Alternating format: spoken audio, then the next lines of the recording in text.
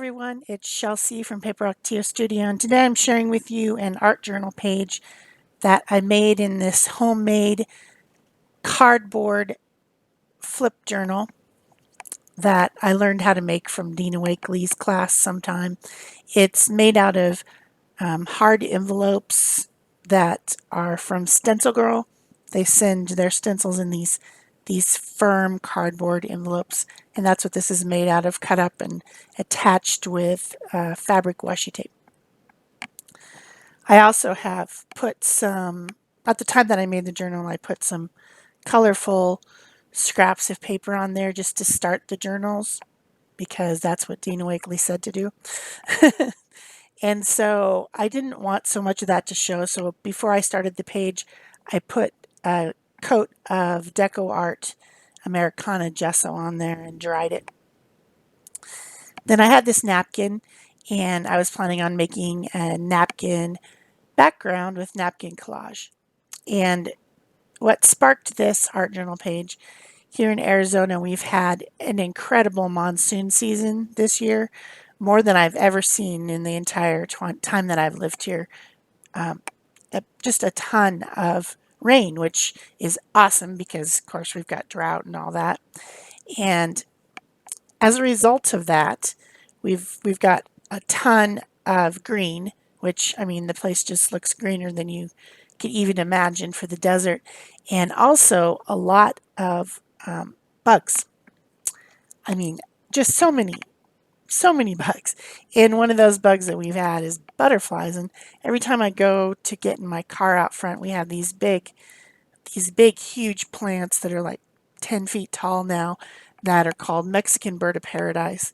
And the butterflies love those. And they will be like 20 butterflies on one bush, all different types, yellow, orange, even these really cool big black ones that have like shimmery colors on them. There, I can't even describe them. I don't know what kind of butterflies these all are, but there's just a ton of them out there. And so when I saw this napkin, I thought this would be perfect for an art journal page that kind of celebrates the idea of the incredible butterfly season we're having here in Tucson, Arizona. So I used some Decopage napkin collage stuff. It's also from DecoArt, and I really don't know what's in it, but it somehow has the ability, as it dries, to stretch the napkin flat. It's not completely flat because of that other paper that's underneath there. But this particular type of collage medium really does something. I don't know exactly, but it's good stuff if you're doing this really thin paper like napkins or tissue paper. Also, I was very careful to start gluing it in the center and then to work my way out with real gentle, soft brush strokes because napkins really want to tear and they want to bubble and they want to, be annoying. So I was careful with it as I was applying it. And then, of course, I heat dried it before I did anything else and also trimmed the edges off, the little fluffy edges off of the page. So then I thought it looked like too much. There was just too much going on. So I took some black gesso and just in a couple corners and around the edges, I just painted on some black gesso to give a little bit of contrast. And then I wanted like a large butterfly to put on there to kind of bring home the idea that the page is about butterflies. And so I found this Stencil Girl stencil designed by Gwen LaFleur, I believe, that had some butterflies on it. And I stenciled one of them onto a piece of just regular printer paper and stenciled that with that same black gesso. And now I'm attaching all the lines. When you design a stencil or when a stencil is created, unless you want it to be a mask where the stencil just comes out and it's like its own little thing, then you're going to get all these connector lines. And even with the mask stencils, there still is a few, and then you trim them to get the mask out. They're called bridges. and they just keep the stencil together. So when you stencil the stencil, you can see all those bridges. And so I just took a black pen and went around and connected all of them so it looks like a cohesive piece and not so much a stenciled image.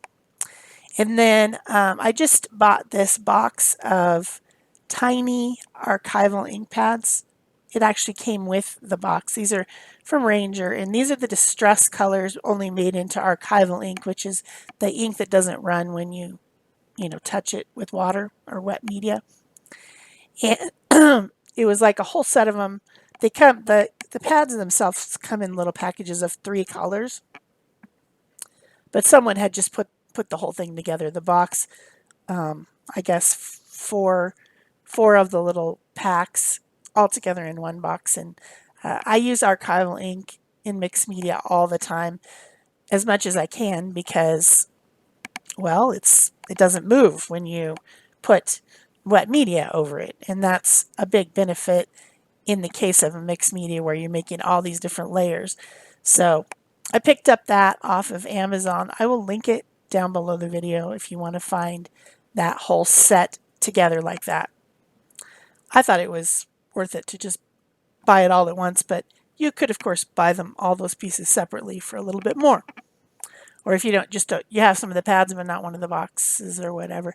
The box is nice to store them because they're tiny and they want to get away from you. So I used 4 colors of archival ink and the ink applicator tool that Ranger makes as well. Then I thought that the black looked too plain. And so I took a Stabilo All pencil, which is a usually water reactive pencil, and it would be, but I just use it as a pencil because it's white. And I could draw on that gesso and make a pattern. And the pattern that I made was informed by the sections that butterfly wings have. Like, they might all be one color, but if you look at them up close, they're divided into these little panels, sections, making up the wing. And sometimes those sections are different colors. Sometimes they're just all one color. I don't know why butterflies are built like that. They just are. So then I glued down the stenciled butterfly that I had cut out from the paper with a glue stick. And now I'm just kind of highlighting a few of the shapes with a white Posca pen. That's an acrylic paint pen. Just trying to make it more interesting. Also, I didn't cut out the stenciled antenna from the butterfly because it's just too fiddly to cut something like that. So I just cut them off and drew them back in with a black fine tip Posca pen. And then I'm just doing that same type of a random pattern up on the other part of the black gessoed area with my white pencil. And that was kind of all I was planning on doing. I thought that would be enough, but it still just, it didn't look finished. I struggled with this page, but in the end, I like it. It was one of those days where I just wasn't, I don't know, it wasn't flowing. And that happens to everyone. And I make these videos so that you will know that the things that happen to you or the way that you handle art journaling or whatever art you make is perfectly fine and normal. And you should just keep trying and just keep going until you're happy. I put some sparkly glitter glue in an iridescent type on the butterfly just because I like that stuff in my art journal. I use it a lot. And then I thought, okay, I have these new stencils from Stencil Girl that are letters. And I decided to use the new stencils, and I thought I would cut out the letters. And I wished that I had cut out all the letters, because what you will see happen as it does on if I ever try to write something with my hand, I always end up ending the page before the letters are over. And the same thing happened with this one. Um, I should have cut all the letters and then I could have arranged them on the page so that they were fit and balanced, but I didn't. Instead, I decided to stencil them. And once they're on there, you can't take them back, right? But I just didn't feel like cutting them all out. That's a lot of cutting. I've been doing a lot of cutting lately for other projects, and so I was like, oh my gosh, I don't want to cut that many letters. So I'm stenciling them on, and I'm stenciling them with white gesso. I want them to be orange, but the orange paint that I have isn't opaque, and so it would not, the butterflies underneath would show through. So I stenciled with white gesso, and I'm in some cases drying in between so that the stencil doesn't drag over wet gesso and smear the letters, which is, something that happens with stenciling. If you're stenciling little parts of things and you lay the stencil over the top of another section that you've just stenciled, you might smear the paint. So I didn't dry it in between each one because some of them seem to be drying fast enough for me not to worry about it. But here's where I realized it isn't all going to fit properly, but I mean, what can I do at this point? I could just over all of it and start over, but then you wouldn't see the butterflies underneath. I could, what? I mean, really, there's nothing I could do. So I just had to say, okay, well, it is what it is, right? I'll work it out. So then I got out some watercolor.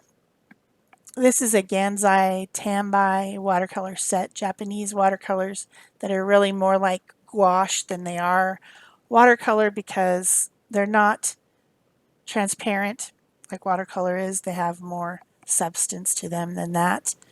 So it's still out. I got it out a week ago or something, and it never got put away. So it's still the one I'm grabbing because it's still just sitting there. I'll have to get up. So I'm painting over the gesso with this gouache type watercolor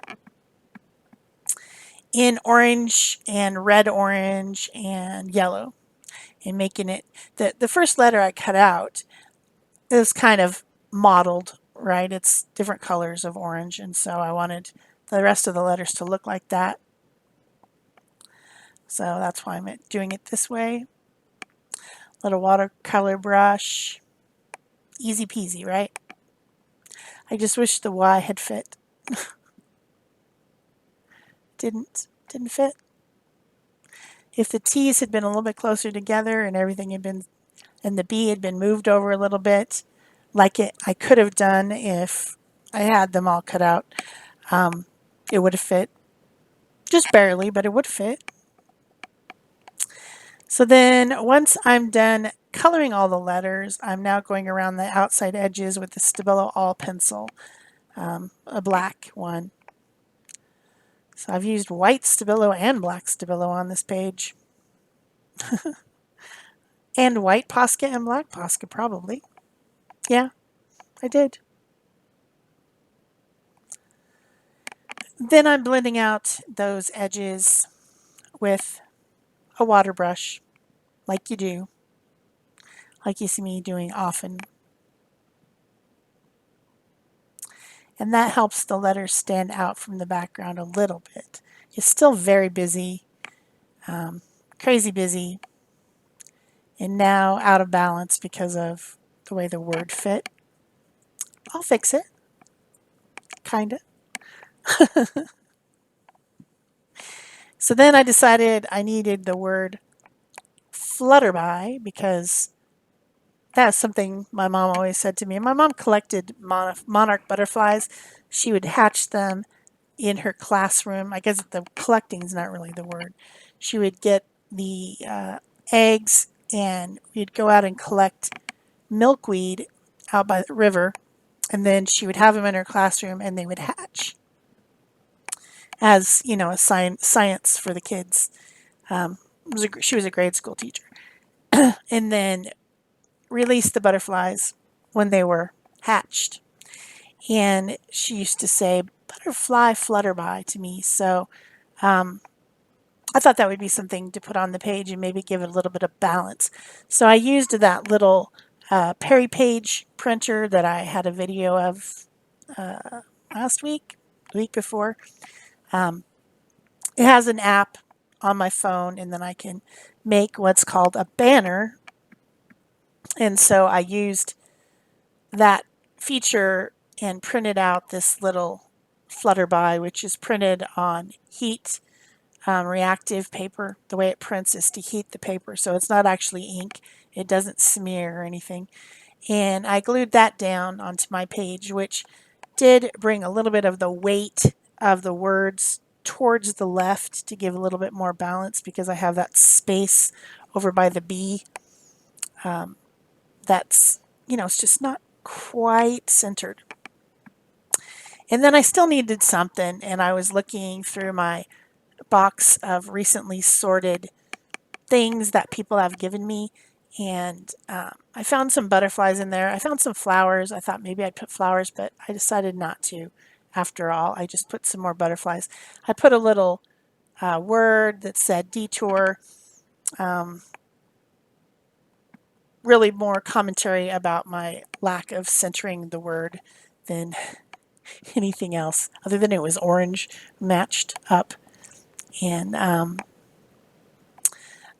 little blue butterfly alighting on the words flutter by, and then still wondering if this is done. I decided to put some highlight dots and dashes on the letters. That napkin was just so busy that it took over everything, and I never really solved that issue.